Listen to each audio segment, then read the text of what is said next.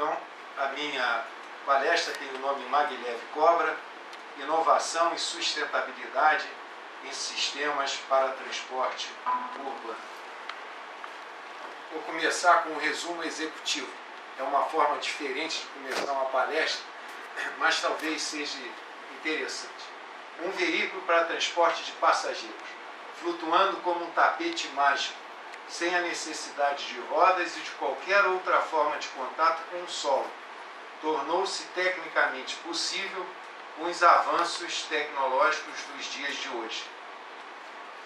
O transporte fica mais silencioso, o consumo energético e a poluição atmosférica menor do que o produzido pelos concorrentes, as velocidades maiores, o desgaste com atrito mecânico inexistente. Além disso, a baixa interferência com obras civis de implantação representa uma vantagem em relação aos sistemas convencionais roda-trilho.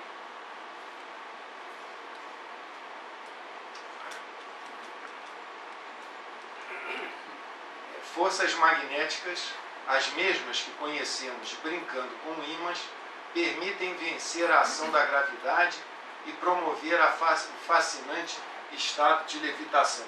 Curiosamente, hoje, quando eu cheguei aqui, recebi um presente que é um brinquedinho, mostrando essa brincadeira que toda criança gosta de fazer com ímãs e mostrando aqui um sistema levitando. Esse anel está levitando sobre o outro.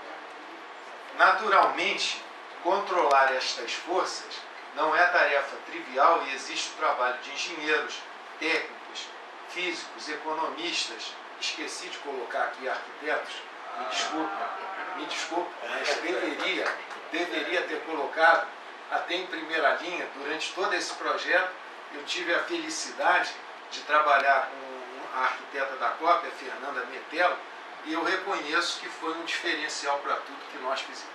Se fosse só com a cabeça de engenheiro, teria sido uma obra horrorosa. É uma falha, não notei isso. Preocupados em transformar uma possibilidade tecnológica em um equipamento de uso corriqueiro, vencendo dificuldades de ordem industrial e econômica. Esta palestra objetiva contar a inserção brasileira nessa bela história. Está dando para ler a última linha, talvez? Ok. Esse é o objetivo da palestra, que vai contar os seguintes tópicos. Primeiro, vou fazer uma revisão das forças magnéticas, depois vou me posicionar historicamente, depois me posicionar geograficamente no contexto dos veículos de levitação magnética, que podem ser divididos em dois grandes grupos, o maglev de alta velocidade e o maglev urbano. Dentro do maglev urbano que se insere o maglev cobra. Aí eu me expando um pouco na descrição do maglev cobra e apresento os desdobramentos deste desenvolvimento, onde destaco o aspecto dos mancais magnéticos. E, finalmente, concluo com agradecimentos e provocações. Também não ajustei aqui no resumo. Então, vamos lá. Eu acredito que 1 hora. Tá? Estão preparados aí? 1 hora de apresentação. As forças magnéticas. As principais podem ser divididas em 3 grandes grupos. Forças atrativas, forças repulsivas e forças estáveis. As técnicas atrativas são chamadas de Electromagnetic Levitation, que consiste num ímã atraindo um pedaço de ferro. Se eu pegasse esse ímã aqui e a minha chave, tem ferro, ele teria uma força de atração, certo? Só que vocês sabem que é uma situação instável. A outra forma é chamada forças repulsivas, quando nós colocamos 2 ímãs com a mesma polaridade face a face, como está colocado nesse caso aqui. E finalmente, quando eu trabalho com um ímã e um material supercondutor, eu chego a uma situação de um equilíbrio estável. Porque nós sabemos que nessa situação aqui, ela é instável na direção vertical. Qualquer distração, o ferro vai grudar no ímã. Eu teria que ser muito ágil para afastar o ímã na hora que eu estivesse notando que o ferro está se aproximando. Lateralmente ele é estável. Qualquer lugar que eu empurre o ferro, ele volta para a posição central. Nesse caso de forças repulsivas, ele é estável verticalmente. É o que nós estamos vendo aqui. Mas instável lateralmente. Essa situação toda só aconteceu porque existe uma barrinha de plástico vermelha ali no meio, evitando que o ímã vire o norte com o sul. Já na situação da presença de um supercondutor do tipo 2, esse equilíbrio é estável, como nós vamos ver. Então, essa encantadora propriedade que usamos no nosso sistema de levitação. Existem no mundo outros veículos de levitação magnética que exploram essa tecnologia ou esta. O primeiro, em escala real, desenvolvido pela levitação supercondutora, foi esse desenvolvido agora na COP do FRJ. Existem projetos na Alemanha e no Japão que estão perseguindo a mesma tecnologia. Então, fazendo uma breve apresentação aqui do que seria essa levitação eletromagnética através de um exemplo de laboratório. Aqui eu tenho uma esfera de aço e nessa parte superior eu tenho o que nós, eletricistas, chamamos de eletroímã. O eletroímã é um ímã que eu consigo controlar a intensidade dele pela passagem de corrente elétrica. Então, se eu percebo que a esfera está se aproximando do eletroímã, eu diminuo a corrente, de tal forma que a esfera venha a cair. Se eu noto que a esfera está caindo muito, eu aumento a intensidade da corrente e a esfera é novamente atraída. Vocês percebem que para essa situação ser estável, eu preciso de um sensor de posição da esfera, que no caso é feito um sensor óptico, eu tenho emissão de luz através desse canhão, e aqui um receptor que percebe a sombra dada pela esfera, me informando a posição onde ela se encontra. E um sistema de controle para isso tudo. Então vamos passar um filmezinho. Eu tenho que achar aqui. O senhor pode cortar o som desse daí, porque eu já falei. Uma esfera. Então, é exatamente isso. Está aqui a esfera, o eletroímã, a corrente através de um circuito de eletrônica de potência aumentando ou diminuindo. Aqui o feixe de luz, pela intensidade de luz que chega no receptor, eu posso determinar a posição dela. Note que a variação realmente é muito pequena, parece que ela está parada. No fundo, ela está com uma pequena variação. Essa é a técnica eletromagnética. Agora vamos para a técnica eletrodinâmica. Nessa, as forças só acontecem quando existe um movimento. Por isso é que é chamado eletrodinâmico. Eu tenho aqui um carrinho, no interior do qual tenho um ímã permanente. Na parte de baixo, eu tenho uma forma de alumínio. E alumínio é um material condutor. Quando eu faço essa forma de alumínio se movimentar na proximidade do meu ímã, eu induzo correntes no alumínio e essas correntes induzidas vão provocar uma força repulsiva, do mesmo jeito que eu tenho aqui. Nesse caso seria interessante a gente ter o som, que vocês vão notar que só existirá força de levitação a partir de uma determinada velocidade. Então vamos lá.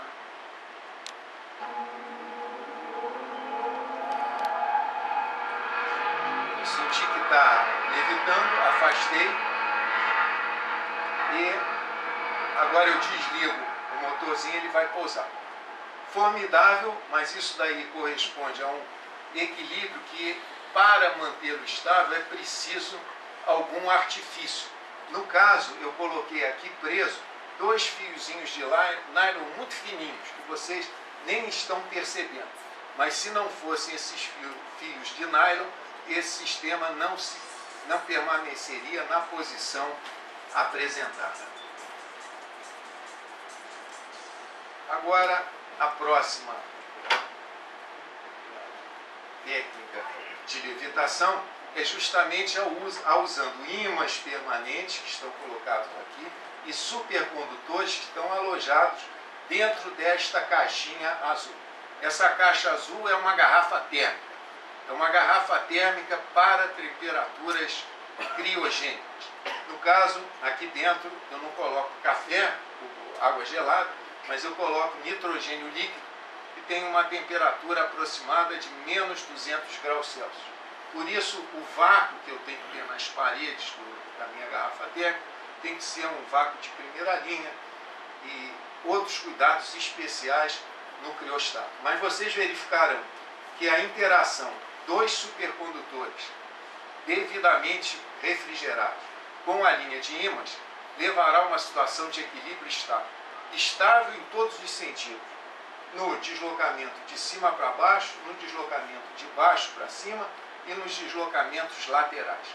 O criostato só se movimenta ao longo dessa linha de ímãs porque todos esses ímãs são exatamente iguais. Então ele não descobre aonde que eu estou colocando. É como se fosse um mouse óptico, eu tentasse trabalhar com ele em cima de uma superfície sem defeito algum. Ele não mexeria o ponteiro do mouse óptico. Então vamos lá. Esse daí pode tirar o som também, porque é só uma música. Eu acho que não adianta muito. Então, vocês estão vendo, soltou, ele não cai, porque ele percebe que aconteceu alguma coisa de estranho. Faltou a linha de ímãs. Aqui trabalhamos com um gap de levitação de aproximadamente 1 centímetro. É exatamente esse criostato que nós usamos no veículo Maglev Cop. Aqui o meu colega vai tentar tirar o criostato da posição e não conseguiu levantar. Como eu disse, o movimento é só nessa direção. Essa fumaça que está saindo é o nitrogênio voltando para o ar, não é poluidor. Praticamente 80% da atmosfera do nosso ar é de nitrogênio. Então ele só retornou para a casa dele. Entendido essas três forças, a eletromagnética, a eletrodinâmica e a supercondutora, vamos tentar comparar essas forças. Então a pressão que eu tenho em cada uma dessas técnicas, medidas em Newton por centímetro quadrado, a maior de todas é na eletromagnética. Eu consigo dar ordem de 4 kg numa área ativa de 1 centímetro quadrado. Com a eletrodinâmica é de 25 newtons por centímetro quadrado. E com a supercondutora que nós estamos usando é apenas de 4 newtons por centímetro quadrado, bem inferior à da eletromagnética. A vantagem é que nós temos uma situação estável.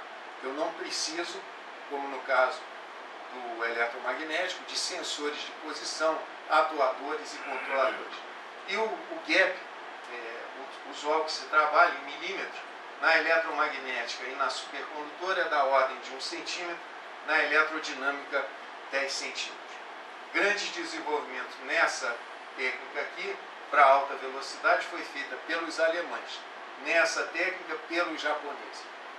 Por volta dos anos 70 do século passado, quando os japoneses e alemães tomaram a decisão pela técnica de levitação, os japoneses preferiram essa técnica, apesar de uma força de levitação menor, pelo gap maior, o que era conveniente, tendo em vista que no Japão tem muitos abalos sísmicos. Isso daí seria uma garantia para evitar acidentes. Entendido as três técnicas, vamos nos situar historicamente no problema. Então, note que em 1912, esse francês, Émile Bachelet, radicado nos Estados Unidos, ele fez uma proposta de levitação eletrodinâmica e montou até um protótipozinho e jogou uma patente. Só que na ocasião não existiam os elementos técnicos para realizar de forma econômica essa solução. Em 1934, o alemão Hermann Kemper também apresentou uma patente, mas pela técnica de levitação eletromagnética, de forças atrativas. Na ocasião também não existiam os elementos para se realizar industrialmente essa técnica de levitação. A disponibilidade tecnológica para as técnicas eletromagnética e eletrodinâmica só vieram em 1947 com a invenção do transistor, que foi o início da microeletrônica, e em 1953 com o tiristor, que iniciou a eletrônica de potência. Então, com isso, foi possível implantar as técnicas eletromagnéticas e eletrodinâmicas. Aqui tem uma foto histórica que mostra os três inventores do transistor, o Bardeen, o Schottler e o Brattain, que trabalhavam no laboratório de Bell em 1948, e esse daqui, o Bardeen, ele ganhou o Prêmio Nobel em 1956 por essa invenção, e o interessante, em 1972, ele ganhou o segundo Prêmio Nobel pela teoria que explica o fenômeno da supercondutividade de baixa temperatura crítica por efeito quântico. Diz que foi o único físico que obteve 2 prêmios Nobel. Acho que Madame Curie conseguiu também. Aí eu já não sei dizer. Não tenho muita certeza não, mas acho que sim. Eu estava justamente pensando nisso. Ela e o marido. Bom, bom, é verdade. Isso não significa que ele foi um cara feliz, né? Ganhou que ele tirou 2 prêmios Nobel. Bem, é um fato marcante. Agora, o que aconteceu? Em 1983, os ímãs de terras raras foram pela primeira vez sintetizados.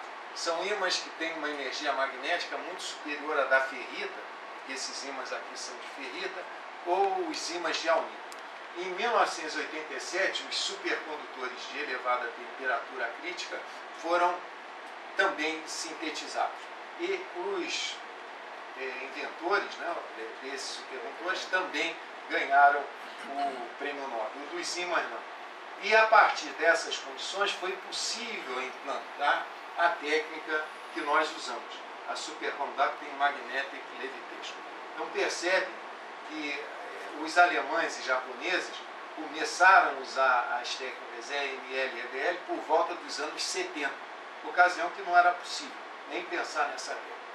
E nós começamos o nosso trabalho usando essa técnica SML por volta de 1998, quando esses produtos se tornaram disponíveis industrialmente.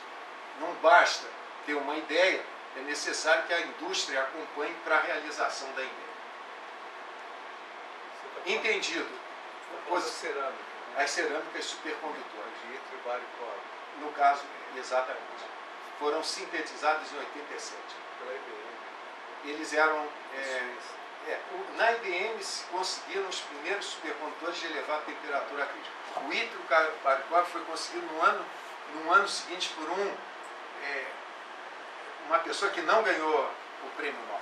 Tá? E é o supercondutor que nós usamos. Isso daí diz respeito ao posicionamento histórico. Agora vamos nos posicionar geograficamente. Como está o maglev no mundo. Então, eu coloquei aqui em amarelo os projetos de trem de levitação de alta velocidade no mundo. Em vermelho, os projetos de trem de levitação magnético para transporte urbano. Os de alta velocidade são menores porque é um investimento muito mais pesado e dificulta muito a implantação. Principalmente porque se trata de uma tecnologia nova e sempre tem uma reação para ser escolhida. Então, de alta velocidade, tem uma linha de teste na Alemanha, que é a tecnologia chamada Transrapid, que foi implantada em Xangai, ligando o aeroporto de Pudong a uma estação de metrô de Xangai. É a mesma tecnologia usando forças atrativas eletromagnéticas. E o japonês tem um projeto eletrodinâmico que se encontra numa linha de teste em Yamanashi, que é uma localidade entre Tóquio e Osaka. Então a Alemanha tem um projeto de transporte de levitação magnética urbano usando a tecnologia supercondutora, a mesma que nós usamos. O Japão tem um projeto, esse de trem de alta velocidade, usando levitação eletrodinâmica, e um projeto, na verdade, já em operação comercial, de levitação por forças atrativas. Os Estados Unidos têm 5 projetos de veículos urbanos, nenhum deles em operação comercial. A China tem um projeto de alta velocidade, que é em Xangai, usando a tecnologia alemã, e 4 projetos de veículo urbano, 3 dos quais usam forças atrativas, e um usando a mesma técnica que nós estamos desenvolvendo aqui na UFRJ de levitação por supercondutores. A Coreia tem um projeto de transporte urbano que está sendo colocado em operação comercial até o final desse ano, e o Brasil tem o nosso. Está aqui. Bom, só ilustrando através de imagens esses projetos. De alta velocidade é a tecnologia chamada Transrapid. Existe uma linha de teste em Emisland que foi desativada esse ano, e uma linha comercial em Xangai. Eles desativaram porque essa linha comercial em Xangai tem tudo que tinha na linha de teste em Emisland. Se alguém quiser comprar a tecnologia alemã, o alemão não precisa manter a linha de teste dele operando. É mais barato pagar uma passagem para a China e a pessoa verificar o funcionamento. É a técnica eletromagnética de forças atrativas. Isso daqui é uma sigla para dizer que o motor linear para tração é um motor simples. Porque, veja, até agora eu expliquei como eliminar as rodas, no que faz o papel delas de sustentar o veículo. Mas a roda ainda tem o papel de fazer o veículo se movimentar. E essa movimentação do veículo, no caso dos veículos maglev, é feita por um motor linear, que vem a ser um motor rotativo, no qual eu faço o raio tender a infinito. Depois eu corto ou a parte do estator ou a parte do rotor. Isso daí é o que uso em todos. Alguns usam motor simples, outros motores de indução, uns cortam o estator, outros cortam o rotor. Tanto a tecnologia alemã quanto a japonesa usa o mesmo tipo de motor linear para tração. Aqui está a linha de teste em Emisland, que, como eu disse, foi desativada, a página da Transrapid. Essa daqui é a linha de teste em Xangai. Você chegando no aeroporto de Pudong, tem a setinha lá, maglev, você pode comprar a passagem e andar 30 km em 8 minutos. Ele acelera até 450 km por hora e depois freia. O chinês implantou essa linha, no meu entender, para demonstrar poder. Eu realmente tive a oportunidade de visitar essa linha de teste. Você chega no aeroporto de Pudong, fica impressionado pela grandiosidade. Aí encontra uma seta maglev. Você vai lá, compra o ingresso, embarca no veículo, anda nessa velocidade, aparece lá um velocímetro indicando a velocidade, aí freia, você salta na estação do metrô, sai da estação do metrô, olha para cima, todos os prédios têm mais de 50 andares. Aí você se sente pequenininho, né? Los Angeles não é nada comparado a Xangai. Automóvel e viaduto para tudo que é lá. A impressão que eu tenho que foi uma forma de demonstrar nós somos poderosos. A outra característica interessante é que em Xangai ele tem uma linha dupla. Um veículo vai para um lado e o outro para o outro. Na linha de Emisland era uma linha singela. Então por isso eles desativaram Emisland. Essa é a linha do JR Maglev, de forças repulsivas. Essa é impressionante. Eu, infelizmente, ainda não tive a oportunidade de visitar essa linha, só vi filme, em reportagem. Mas você vê, eles têm 2 veículos, uma linha dupla. Já fizeram a linha de teste em Yamanashi, era de 18,4 km. Eles estenderam essa linha, agora, no ano passado, para 42,8 km. Yamanashi fica entre Tóquio e Nagoya. Então essa linha de teste depois não vai ser perdida. Eles continuam um trechinho para Tóquio, outro trechinho para Nagoya. E é de 2027. Curioso é que o projeto japonês era de 2025. Depois de estudarem bastante, eles concluíram que só pode terminar em 2027. Eu fico impressionado com essa capacidade de planejar. Eles não decidiram implantar um veículo de levitação para os Jogos Olímpicos daqui a 2 anos. Eles estão planejando cuidadosamente o projeto deles, a tal ponto de terem anunciado inicialmente, em 2013, que ficaria pronto essa linha em 2025, fizeram agora uma revisão, 2027. E a operação depois Tóquio-Osaka, que é só ligar Nagoya a Osaka, para 2045. Eles querem ir de Tóquio a Osaka, que é uma distância aproximadamente Rio-São Paulo, em 1 hora. Atualmente eles vão com o Shinkansen a 350 km por hora, gastam 2 horas e meia, 3 horas. Eles estão planejando para ir a 1 hora. Fizeram um teste recorde de velocidade em 2003, ainda com a linha de 18,4 km, um veículo andando a 581 km por hora numa direção e o outro a 581 km por hora na outra direção. Então, a velocidade relativa era superior à velocidade do som. São forças repulsivas. Elas só ocorrem quando o veículo atingiu a velocidade de 120 km por hora. Até 120 km por hora, ele vai com roda. É um verdadeiro avião. E aqueles fiozinhos de nylon que eu botei para segurar, eles resolveram colocando bobinas condutoras nessas paredes laterais. Não sei se vocês estão notando, o veículo anda dentro de um U. E nessa parede lateral é que estão os condutores que vão garantir o guiamento e a levitação do veículo. E tudo indica que vão cumprir essas metas. Aqui, sobre o maglev urbano.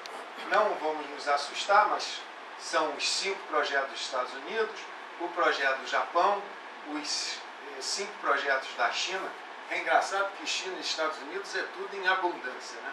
Aqui o Japão tem um, a Coreia tem um, a Alemanha tem um de urbano e o Brasil tem um. Alguns usam forças atrativas, EML, alguns usam forças repulsivas, EDL, de Electrodynamic Levitation, e tem 3 projetos que usam forças estáveis, que é o Superconducting Magnetic Levitation. Nós da UFRJ, o IFW na Alemanha e a Universidade em Chengdu, na China. Só que tanto a Alemanha quanto China, eles estão dentro do laboratório. Em Chengdu é uma linha de 7 metros, em Dresden uma de 30 metros, e nós saímos do laboratório, fomos para o meio externo, sujeito a chuva, tempestade e calor, e nesse sentido estamos um pouquinho na frente do desenvolvimento alemão e japonês. Aqui são detalhes do tipo de tração linear, com motor síncrono, motor de indução, eu acho que foge um pouco ao objetivo da palestra.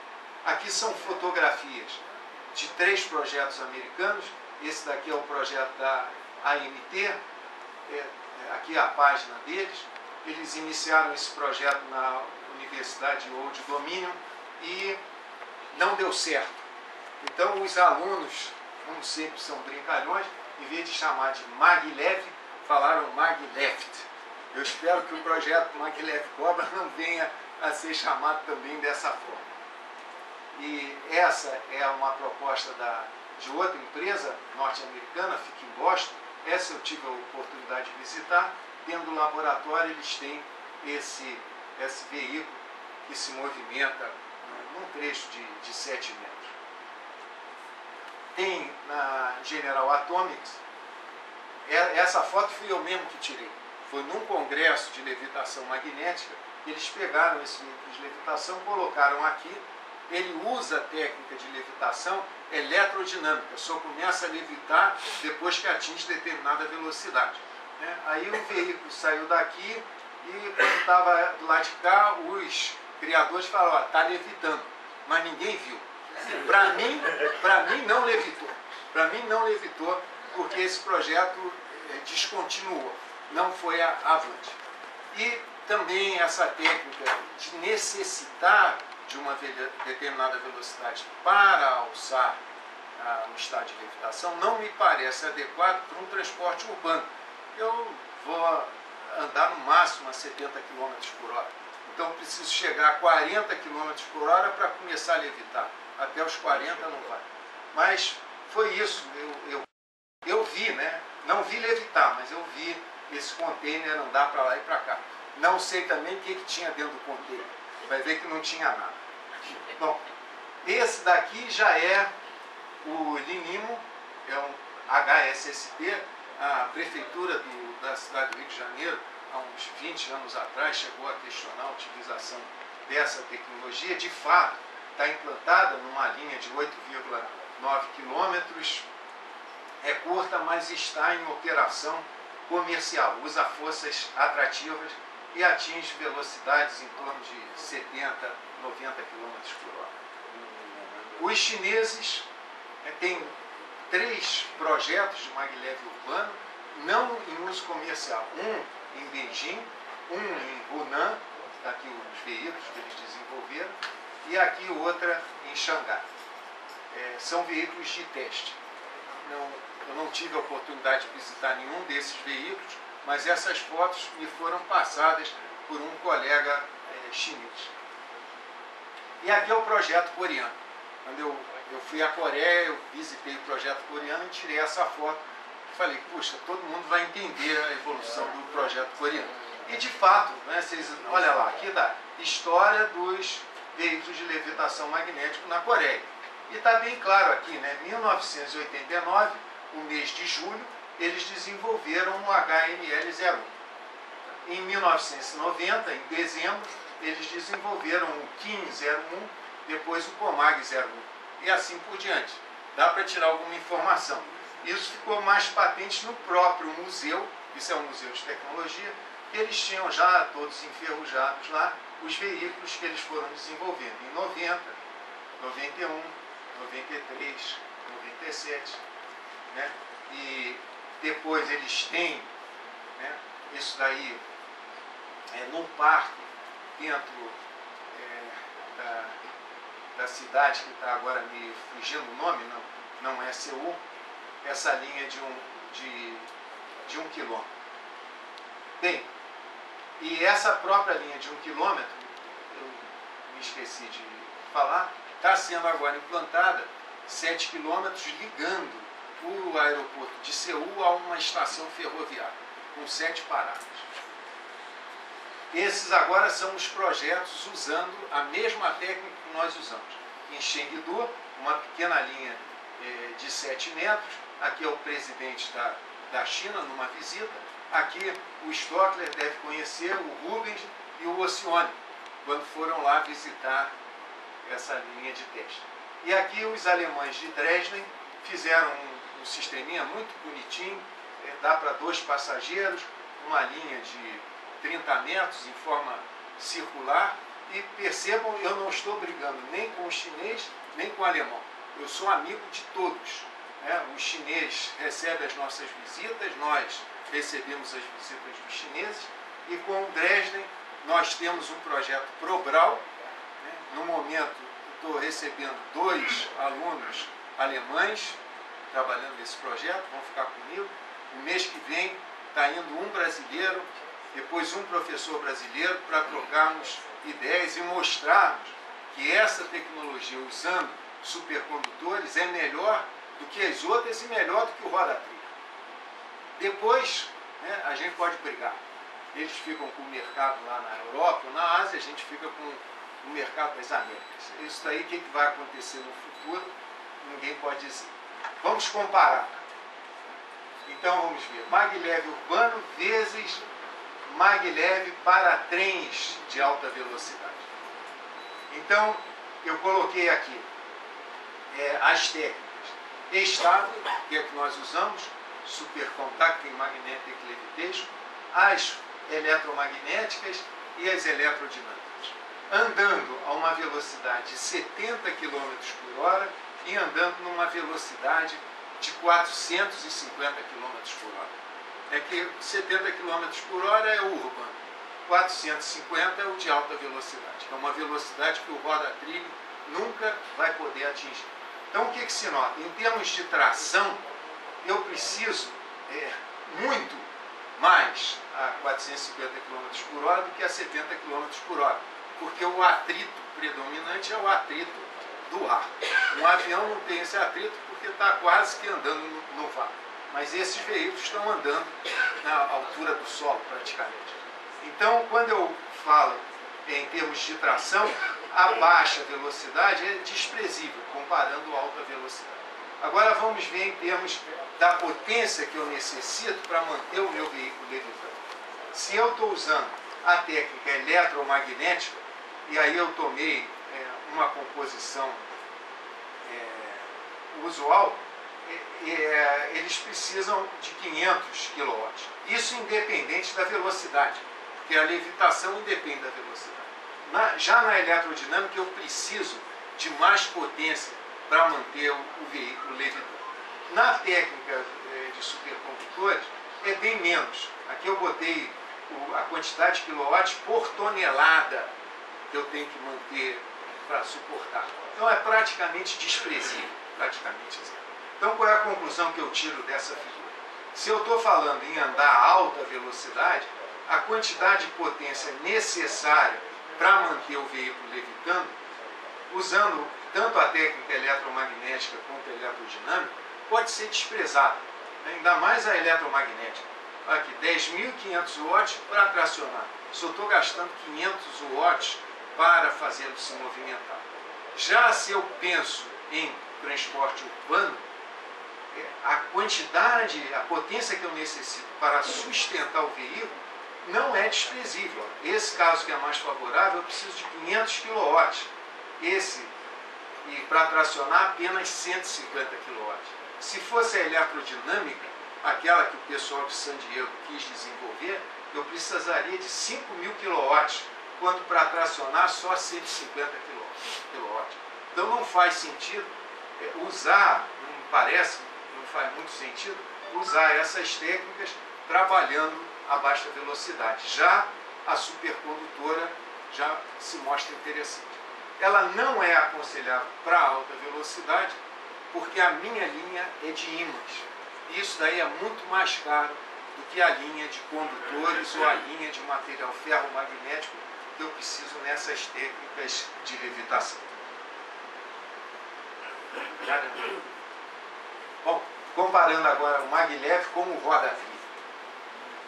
Quando eu comparo o custo do material rotante com o custo do material levitante, o maglev fica triste. O roda-trilho fica muito mais contente. Uma roda de aço, um trilho de aço, é muito mais barato que qualquer técnica de levitação magnética. Se fosse só por isso, a gente teria que jogar o maglev no lixo. Mas olha os outros aspectos. O custo e o tempo de execução das obras de construção civil são bem menores no maglev do que no roda-trilho. O tempo de viagens e paradas é bem menor, porque eu não dependo mais do atrito roda-trilho para garantir a aceleração ou a frenagem. É feita por um motor linear. Com isso, eu posso vencer distâncias com mais paradas intermediárias num tempo mais curto. O custo operacional, manutenção e combustível também é sorridente para o maglev, porque a manutenção não tem parte em contato, ela é mais simples. E o combustível usado acaba sendo em quantidade menor. E o impacto ambiental, em termos de ruído audível, emissão de CO2, também é favorável para o maglev. Por isso é que ele é viável.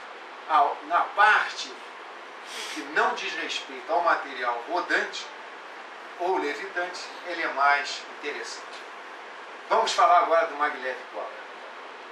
O maglev cobra está resumido aqui. Eu trabalho por baixo do veículo com aqueles criostáticos, que são aquelas caixinhas que vocês viram levitando.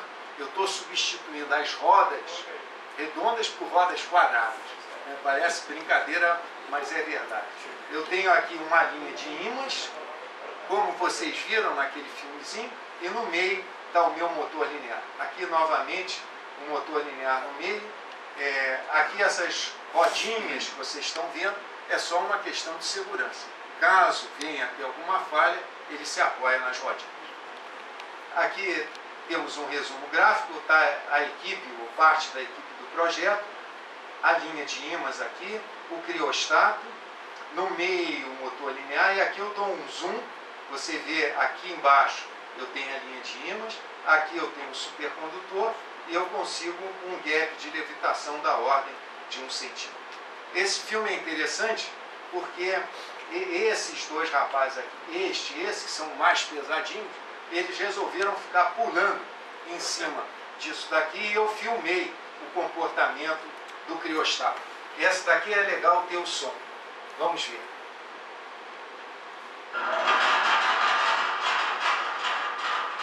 Eles quiseram destruir mesmo. Cada pecinha dessa me custa 30 mil reais. Tenho 4 dessas aí, eu tinha um Mercedes-Benz.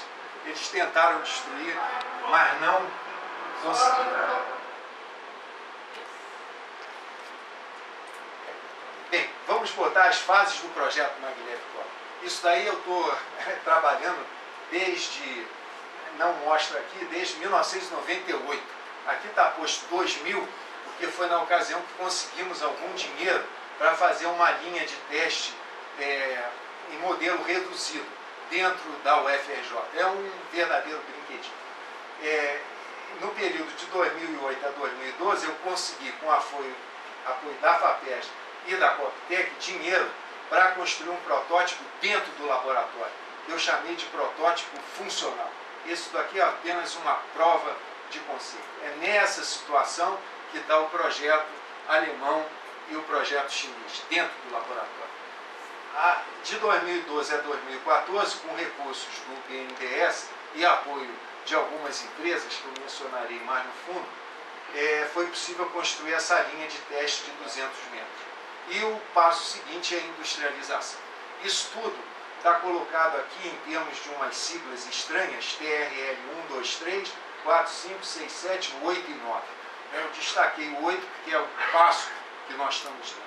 O que é TRL? TRL é uma classificação que a NASA deu, Technology Readiness Levels, os níveis de factibilidade tecnológica, e dividido em vários grupos, né? O TRL 1, 2 e 3 dizem respeito a trabalhos dentro de um laboratório em escala reduzida, é praticamente uma prova de conceito. Os níveis 4 e 5 dizem a testes dentro do laboratório, porém ainda com alguma proteção ambiental. É a situação dos alemães e chineses. Os níveis 6 e 7 já é a validação num ambiente final e operacional, diariamente levando pessoas. Mas não é aqui que termina, não é aqui que uma tecnologia está madura para ser vendida. É preciso os estágios 8 e 9, onde tem a qualificação da tecnologia e depois que ele está realmente provado para cumprir a missão dele, que no caso aqui do Maglev Cobra vai ser para transportar pessoas. Os primeiros 10 metros, que seria na situação de estarmos aqui no nível 6 e 7, como os alemães, foi apresentado na Rio+20, dentro do laboratório. E essa é a linha de teste que foi construída na universidade, ligando o Centro de Tecnologia 1, que é o antigo, ao novo Centro de Tecnologia. É uma linha de 200 metros. Isso é uma foto do Google, na época em que não haviam ainda os prédios do Centro de Tecnologia 2. E essa linha de teste, ela fica posicionada justamente aqui nesse local. Essa ilha, né, essa ilha do Fundão, eu a encaro como sendo a meca da tecnologia aqui no Rio de Janeiro, se não no Brasil. Principalmente pelo fato de nós termos a universidade, né, dentro da Ilha de Fundão, e vários centros de pesquisa, o CENPES, o CEPEL, o IEM, o CETEM, e além disso, atualmente, dentro da cidade universitária, nós temos a incubadora de empresas, onde são colocadas empresas formadas principalmente por recém-doutores ou formados da UFRJ, e o Parque Tecnológico, onde temos empresas de laboratório de pesquisa da Schulenberg, FMC, GE, DIZ, Usiminas, Valorec e outras. Eles, evidentemente, estão ali, não é porque são bonzinhos, é porque estão interessados no pré-sal. Todas são empresas interessadas na exploração do petróleo em águas profundas e no relacionamento com os ciclos. Bem, e aqui algumas imagens, né, do que foi o projeto e do que se tornou a realidade. Eu digo que isso daqui é como se fosse um sonho. Essa realidade que se apresenta, eu ainda não sei definir se é um pesadelo ou é um sonho realizado. Ou um sonho que se transformou num pesadelo, porque agora eu tenho que cuidar do que foi feito. Aqui imagens do projeto, quem fez foi um ex-orientado do professor Stockler, daqui o Felipe Costa. E aqui já está o veículo sendo montado dentro de uma empresa incubada da UFRJ.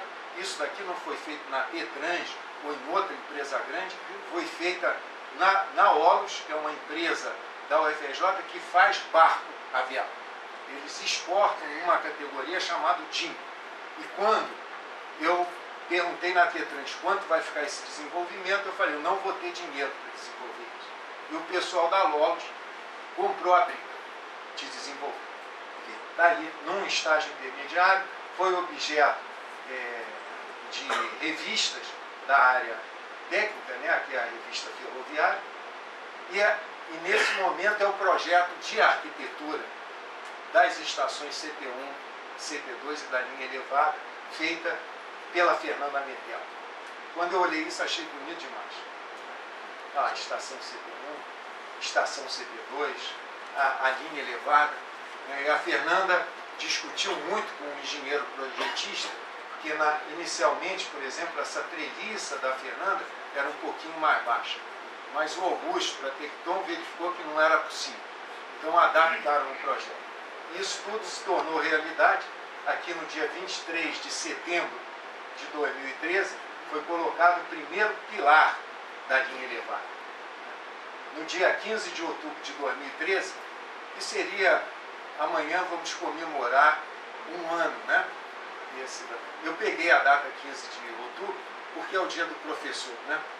E também, coincidentemente, é meu aniversário. Então, ainda bem que o convite foi para o dia 14, né? Daqui a situação da linha. Aqui está a Fernanda Metelo, aqui está o Augusto, que foi o projetista dessa estrutura elevada, e aqui está o engenheiro Nelson, da OAS, que fez a construção.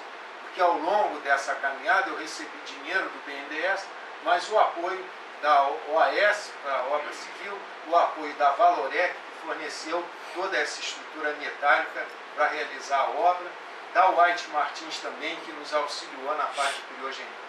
Aqui, já avançando um pouquinho mais, 27 de janeiro desse ano, já a estação montada.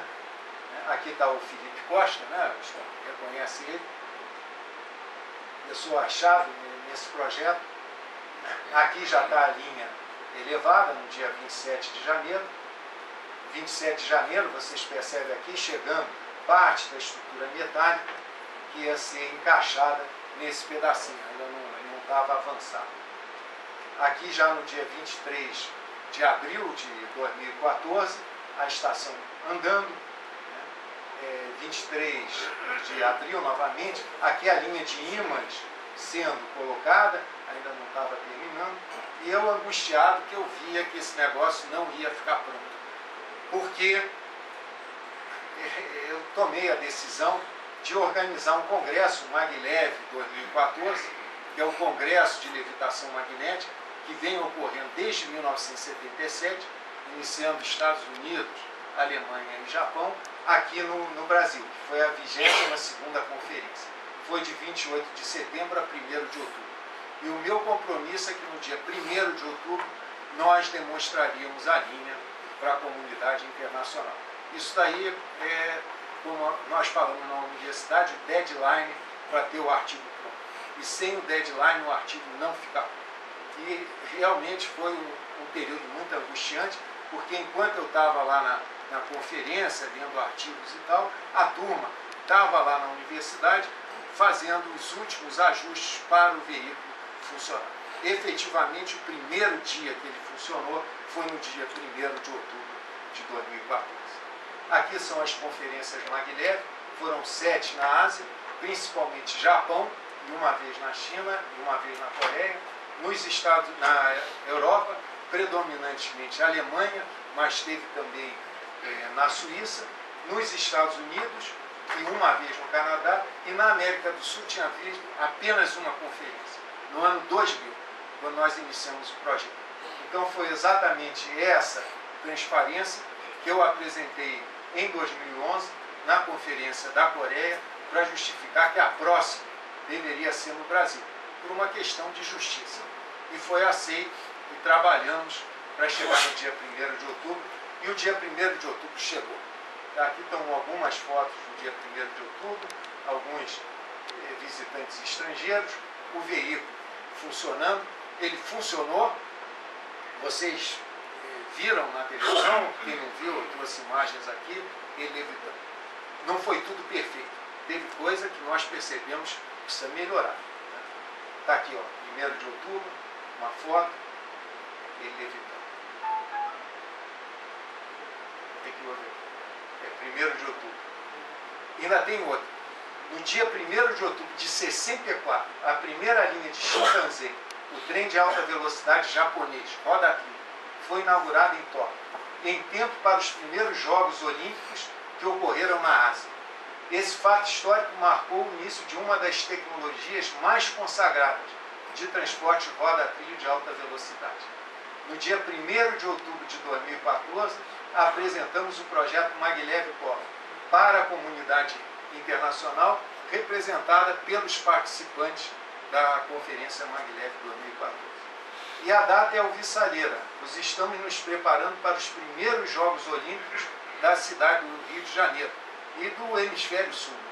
Oxalá, em 50 anos, a tecnologia Maglev Cobra possa ser reconhecida como um marco no transporte para velocidades urbanas, similarmente ao que Shinkansen representa para o transporte de alta velocidade interurbana. É uma data, assim, curiosa. E mais curioso ainda, que no dia 1º de outubro de 2010, o trenzinho de Santa Teresa voltou a circular e o Maglev voltou a circular, e isso daí saiu no jornal O Dia. Pô, alguma coisa me diz que nós estamos com o apoio dos espíritos, né, ou dos deuses superiores. E o que aconteceu no dia 1º de outubro de 2014? Eu avalio que é o nascimento de um prematuro. Nasceu uma criança prematura. No fundo, ela só nasceu porque eu botei uma conferência que ia acontecer no final de setembro e ia ter no dia 1º de outubro uma visita. Se não tivesse essa forçação de barra, ele não teria nascido no dia 1º de outubro de 2014.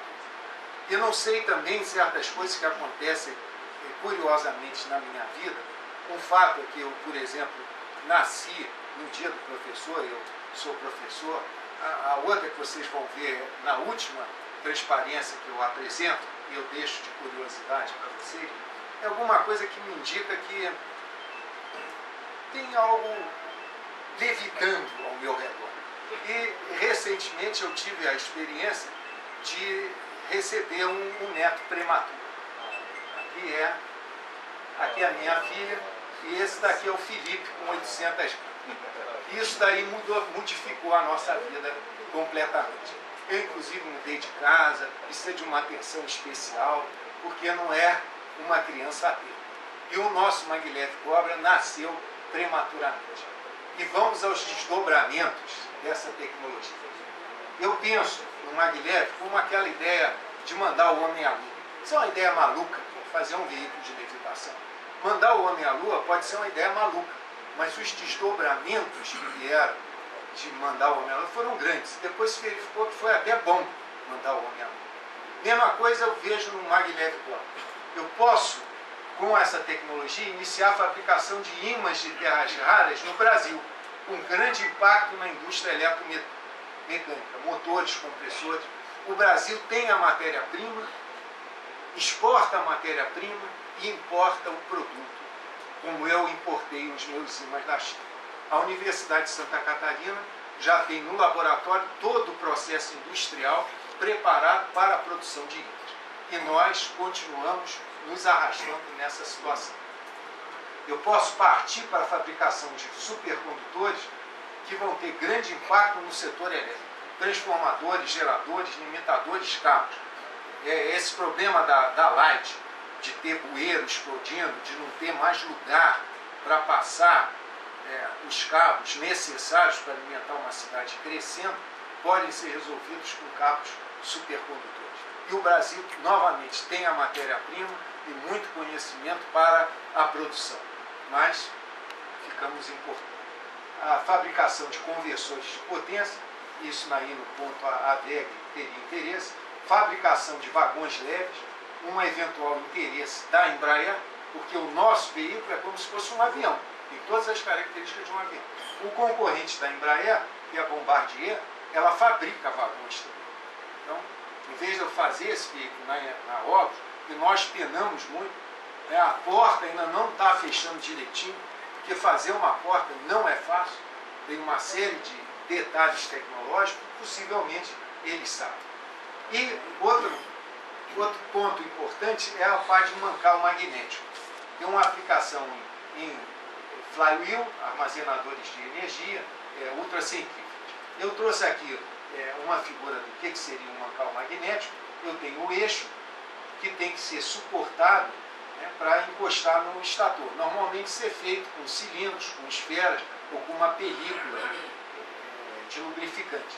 No caso do mancal magnético, eu tenho forças magnéticas que mantêm ele no ar. Eu trouxe também um filmezinho para só ilustrar essa situação, para quem não teve a oportunidade de ver. Você nota que esse rotor está rodando em relação a essa parte estacionária, a figura vai subir sem contato.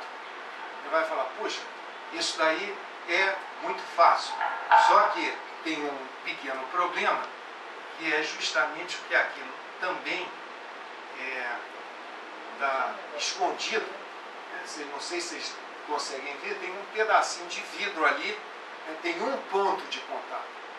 E tirar esse ponto de contato dá algum trabalho. Não é uma coisa tão trivial. Mas é uma realidade tecnológica. A Petrobras já tem na bacia de Campos 2 compressores com mancais magnéticos, que permitem velocidades mais elevadas, tem atrito, em consequência menor volume do equipamento. E para incentivar isso tudo, dos mancais magnéticos, o ano passado eu organizei o primeiro workshop brasileiro de mancal magnético. Foi em outubro do ano passado.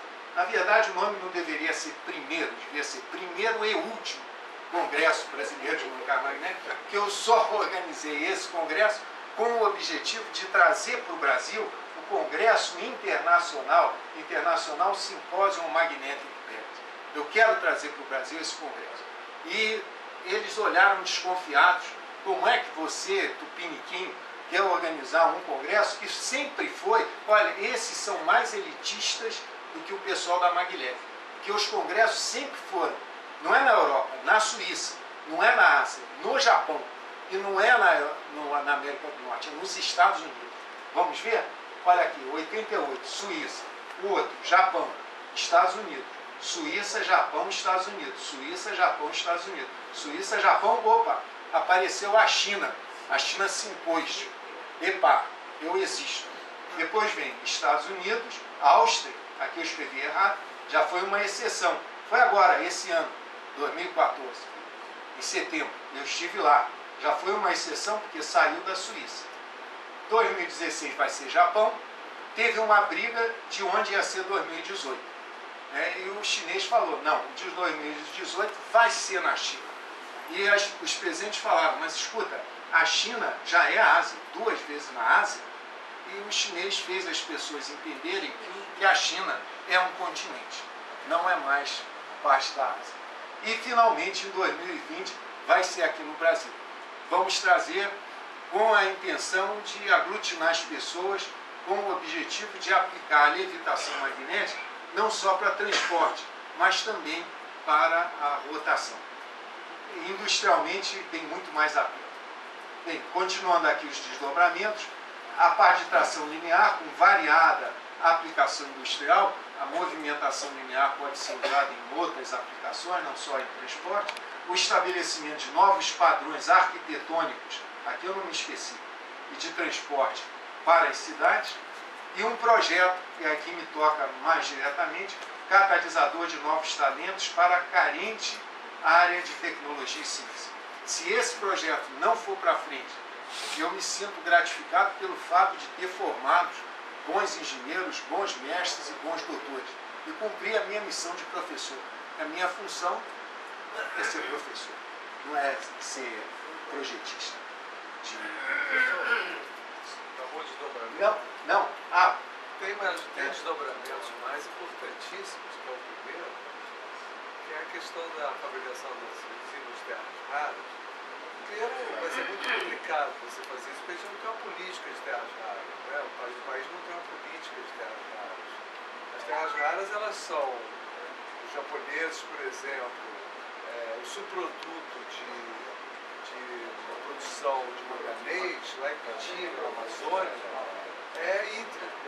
E aquilo ali é jogado em montes, jogado fora. O japonês entra pelo Rio Amazonas, pega aquele lixo e leva para o Japão e reduz o minério para obter o ítrio zero. Isso que é o problema, quer dizer, essa primeira fase ali, olha, que é a se você fabricação de permitir, imã, eu vou provocar nisso. Espera um instantinho, nesse desdobramento. Eu não vou deixar isso morrer assim. 2 minutinhos, é uma lista. Conclusão e agradecimento. O Maglev Cobra é uma proposta sustentável, porque é um projeto ecológico, econômico e socialmente correto. É o tripé da sustentabilidade. Aqui estão as firmas e instituições que me apoiaram. Né? Essa é a parte da equipe de trabalho que teve comigo. E essa frase que eu acho linda foi feita pelo Instituto Coreano de Máquinas e Materiais, que diz que trens Maglev não são apenas trens convencionais, porém asas que ajudam a humanidade a dar mais um salto avante em direção ao futuro. E eu poderia terminar a palestra aqui, mas notei na minha carta convite que é um ciclo de palestras para Brasil, uma nação em movimento. E aí me lembrei de uma transparência onde eu comparo a história dos Estados Unidos com a história do Brasil. No fundo, nós fomos invadidos ou descobertos mais ou menos na mesma época. Mas em 1850, ambos éramos colônias. Os Estados Unidos teve uma guerra de independência e em 1789 eles já tinham um presidente, que era o Washington. E o Brasil estava na Inconfidência Mineira. E o francês estava na Revolução Francesa. Quando entrou no século XIX, né, os Estados Unidos teve uma guerra, o Brasil ficou aqui com Dom João, o grito da independência, teve aquela guerra do Paraguai, a Lei Áurea, e tivemos 100 anos depois a República Brasileira. 100 anos depois da República instalada nos Estados Unidos, o Brasil implantou uma república. E, no fundo, se nós lermos a história do Brasil nesse período, foi uma série de pequenos golpes. Começando, né, com Deodoro, que tirou o Dom Pedro II, foi um golpe. Depois o Floriano tirou o Dom Deodoro, também outro golpe. E mesmo a posse do Getúlio, no primeiro mandato dele, foi um acerto de militares. E isso não são palavras minhas, são palavras do Sobral Pinto, naquele filme que a neta dele fez. Ele falou que os militares sempre se acharam os donos do Brasil. Isso culminou no golpe militar da ditadura de 64. E, curiosamente, o filme do Getúlio, possivelmente vocês viram, uma das partes que eu mais gostei foi no final dizendo que o golpe militar de 64 só não ocorreu em 54 porque o Getúlio se suicidou. Se ele não tivesse se suicidado, o golpe teria 64. E aí, isso daqui foi uma brincadeira que eu fiz, eu me formei em 76. Eu e um colega meu que faz aniversário no mesmo dia. Na mesma época que um Deng Xiaoping foi presidente da China. Evidentemente, o Deng Xiaoping fez muito mais pela China do que o Sérgio e eu fizemos como engenheiros. Mas, de qualquer jeito, a curiosidade da data é grande. Mas note Em 1989, ou seja, 200 anos depois da Revolução Francesa, 200 anos depois dos Estados Unidos já ter um presidente, o Brasil iniciou uma democracia com Collor de Mello. Saiu, não sei o que, estamos elegendo presidente, vamos eleger um presidente daqui a pouco. Estamos mais ou menos seguindo uma trajetória dos Estados Unidos em termos democráticos. Em resumo, no século XX, os Estados Unidos foi um país de guerras externas e democracia interna. E o Brasil foi um país de paz externa e golpes internos. É um resumo de 2020. E aí fica a pergunta, que é a provocação e o objeto da nossa discussão. Afinal, nós somos águia ou galinha? Isso é um livro do Leonardo Boff. Nós nascemos para ficar ciscando o chão ou para alçar voos? Não sei se vocês leram um livro do Leonardo Boff, que é muito bonito. Começa com uma história de uma águia que caiu num galinheiro, porque a asa dela estava quebrada. E foi tratada como galinha a vida toda. Até um dia um naturalista chega no galinheiro e fala: escuta, ô fazendeiro, isto é uma águia. E o fazendeiro diz: uma águia, mas sempre ciscou, vai continuar ciscando a vida toda. E o fazendeiro insistia naquilo e o naturalista teve que lutar bastante até um dia a águia ao socorro. E o Brasil sempre foi criado como uma galinha. Você não pode ter indústria aqui, você não sabe fazer. Eu tive visita de um japonês no meu laboratório, que quando olhou o modelo reduzido, falou: mas se essa ideia é tão boa assim, por que o japonês não fez antes? Eu respondi: por que só japonês pode ter ideia boa? Que história é essa? Por que eu tenho que ser humilhado sempre como uma galinha? E é a hora de sair. Por que nós temos que viver sempre dentro de um ambiente de corrupção? Por que os nossos políticos não podem ser controlados? Isso só depende de nós. Essa é eu agradeço, que vejam o meu nome aqui. Eu sou contra. Agradeço as palmas. Mas olha só meu nome. Mag, e aqui aparece, eu cortar isso, Magleve. Eu tenho no meio Magdalena. Isso daí é curioso, né? Não sei. Obrigado, pessoal. Eu espero que o objeto é bastante discussão. Bom, mas agora, falta você gritar Shazam e sair levitando.